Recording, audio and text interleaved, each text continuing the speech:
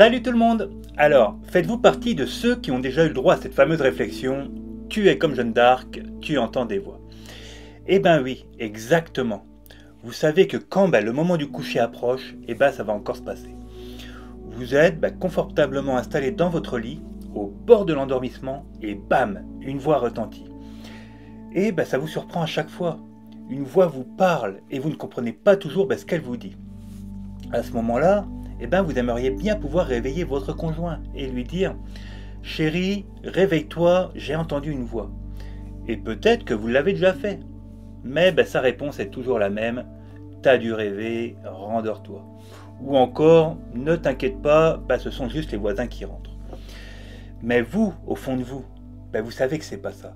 Parce que vous l'avez formellement entendu à l'intérieur ou à l'extérieur de vous. Les deux sont possibles.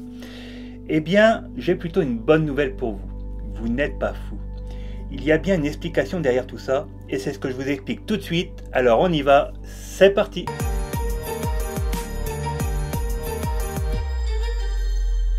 Alors, pourquoi lorsque vous blottissez dans votre lit et que vous fermez les yeux, vous entendez des voix ou d'autres bruits, comme des chuchotements ou des sons? C'est peut-être parce que vous avez oublié d'enlever vos écouteurs sur les oreilles. Alors non, je plaisante bien sûr, mais c'est vrai que ça vous rend vraiment curieux, ou même, disons-le, ça vous effraie vraiment. Alors déjà avant tout, on part du principe que ce n'est pas des hallucinations auditives. Ça peut se produire si vous avez été exposé à un contexte bruyant, assez longtemps, plusieurs heures répétées, comme par exemple si vous travaillez en usine, ou vous avez été dans un lieu très fréquenté, ou que vous avez écouté de la musique bien trop forte. Vous pouvez, suite à ça, avoir l'impression des hallucinations auditives. Une fois que vous avez éliminé cette cause, ça s'explique la plupart du temps par vos capacités psychiques et médiumniques qui s'ouvrent et se développent. Ça peut même vous donner l'impression que quelqu'un vous appelle. Et ça peut très bien s'accompagner de visions, comme voir des visages, des lieux, des objets ou des scènes aléatoires se dérouler dans votre esprit. Pour prendre une image, c'est un peu comme avoir une petite télé dans votre tête qui ne s'éteint pas. Je me souviens à mes débuts, j'ai commencé à entendre quelqu'un m'appeler juste au moment où j'allais m'endormir. Et les premières fois, naturellement, je me levais du lit, j'allais vérifier que ce n'était pas les enfants. Puis, en y réfléchissant le lendemain, j'ai réalisé que si c'était les enfants, ils ne m'appelleraient pas par mon prénom, mais plutôt par papa, comme d'habitude. Et une autre chose également, à cette époque, j'avais demandé à mes guides spirituels et à mon être essentiel de m'aider à travailler sur ma clairaudience. Et je crois que pour le coup, c'est moi qui ai été entendu. Et ça, c'est le vrai bon conseil. Si vous bossez sur le développement de vos capacités, demandez-leur de vous aider. Alors, bien sûr, ils ne feront pas les choses à votre place, mais ils agiront d'une autre manière pour aller dans ce sens. Les capacités, ça se bosse tous les jours. Et si vous êtes à court d'exercices ou de conseils, je vous en donne plus de 365 dans cet e-book, de quoi en avoir pendant plusieurs années. Donc voilà, votre clairaudience et peut-être votre clairvoyance se développent. Alors, c'est plutôt une bonne chose en soi si vous le désirez. Parce que oui, le développement de vos capacités psychiques doit bien être vécu et non subi. Et sachez que vous pouvez également les fermer. Il suffit généralement de le demander en y mettant une sincère intention. De mémoire, je crois que j'ai écrit un article là-dessus, je vous le mettrai en description. Pareil, ne comparez pas votre façon de recevoir aux autres, ça vous est propre. Vous pouvez entendre votre nom être appelé. Vous pouvez entendre des gens parler dans votre chambre ou ailleurs dans la maison lorsqu'il n'y a personne bien sûr. Vous pouvez également entendre des chuchotements ou d'autres bruits. Et encore une fois, c'est normal. Votre clairaudience s'ouvre. Et si d'autres capacités interviennent, vous pourriez voir un visage ou même un corps entier d'un défunt. Alors vous pouvez le voir très clairement, un peu flou ou un peu comme si vous regardiez à travers de la brume. Vous pouvez même avoir les yeux fermés et voir le visage de quelqu'un juste là, dans votre esprit. Tout est normal, même si ça vous surprend énormément. Vous pouvez aussi ressentir quelqu'un dans votre chambre. Vous pouvez sentir quelqu'un s'asseoir sur votre lit. Vous pouvez même sentir quelqu'un vous toucher. Alors, pourquoi dans votre cas, ça se produit toujours à ce moment-là? Pourquoi vous êtes plus réceptif la nuit? La réponse est assez simple.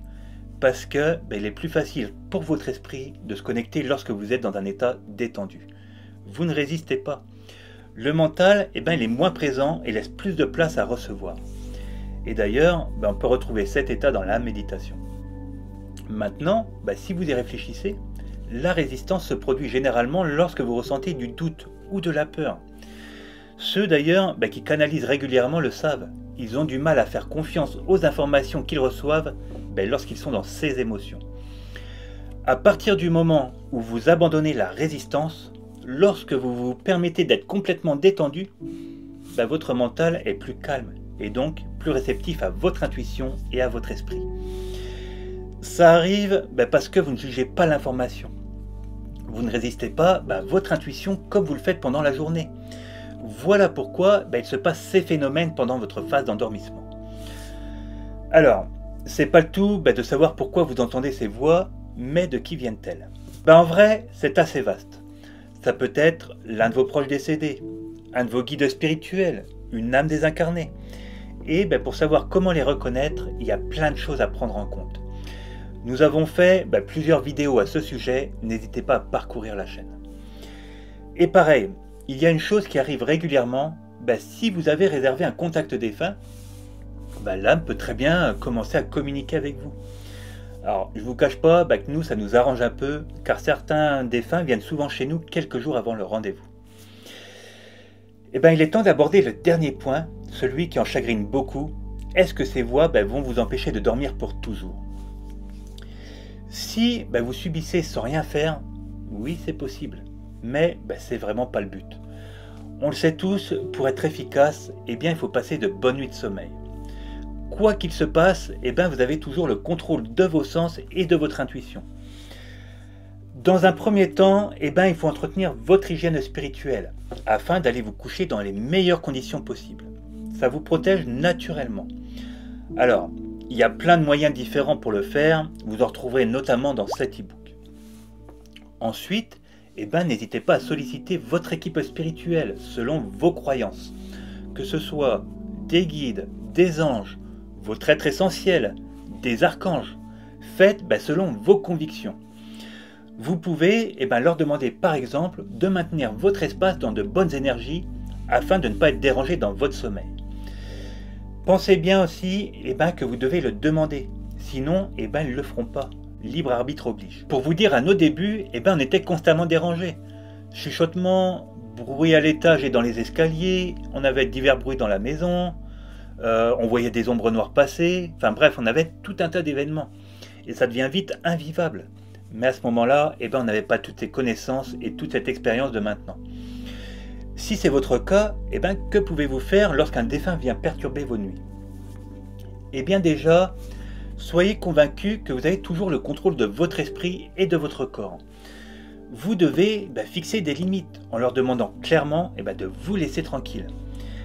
Alors, quand vous faites ça, il faut que vous y mettiez l'intention. Je vous rappelle qu'eux ressentent très bien l'énergie et vous ne convaincrez personne en disant « Tu peux partir s'il te plaît ?» Non. Pour renforcer tout ça, il y a bien sûr des protections spirituelles que vous pouvez faire avant de vous coucher. Et d'ailleurs, encore une fois, on vous donne les meilleures protections les plus efficaces dans cette vidéo. Prenez l'habitude de les mettre en place dans votre quotidien. Vous remarquerez vite la différence.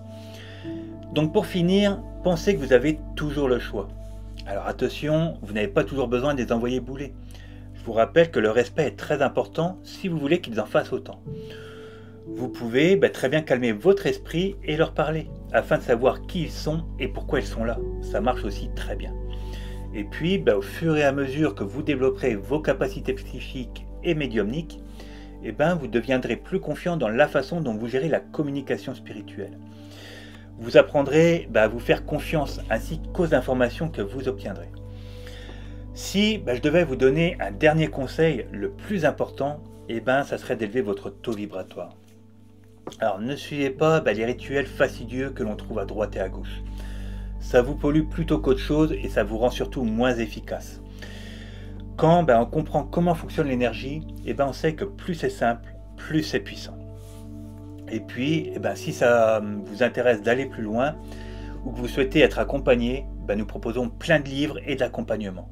Je vous mets bien sûr tous les liens dans la description. Comme ça, vous n'avez plus d'excuses, vous avez tout regroupé ici pour passer vos meilleures nuits. Et ben voilà, si ce sujet vous a plu, n'hésitez pas à me le montrer en likant et en vous abonnant. Nous de notre côté, on vous prépare d'autres formats alors qui prend un peu plus de temps à mettre en place, mais c'est pas facile quand on fait tout seul, de la recherche de la vidéo à la publication finale, mais on se donne à fond pour vous apporter toujours plus de nos expériences. En attendant, prenez soin de vous et je vous dis à bientôt pour une nouvelle vidéo.